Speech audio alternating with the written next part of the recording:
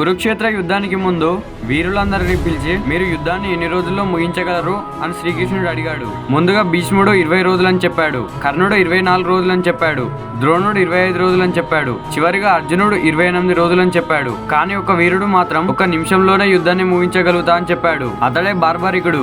తన దగ్గర ఉన్న 3 బాణాల్లో మొదటిది ఎవరిని రక్షించాలో చూపుతుంది, రెండోది శిక్ష వధిస్తుంది, చివరిగా మూడోది శిక్ష అమలు చేస్తుంది.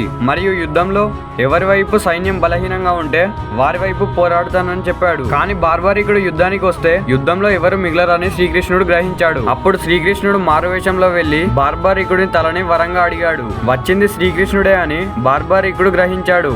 కానీ ఒక కోరిక కోరాడు, నేను ఈ కురుక్షేత్ర యుద్ధాన్ని చూడాలని అన్నాడు. శ్రీకృష్ణుడు దానికి ఒప్పుకున్నాడు. సంతోషంగా తన తలని దానంగా ఇచ్చాడు. కురుక్షేత్ర యుద్ధానికి సాక్ష్యంగా బార్బరికుడు తల నిలిచింది. మరిన్ని ఇంట్రెస్టింగ్ మహాభారతం వీడియోస్ కోసం ఛానల్ ని వెంటనే సబ్స్క్రైబ్ చేయండి.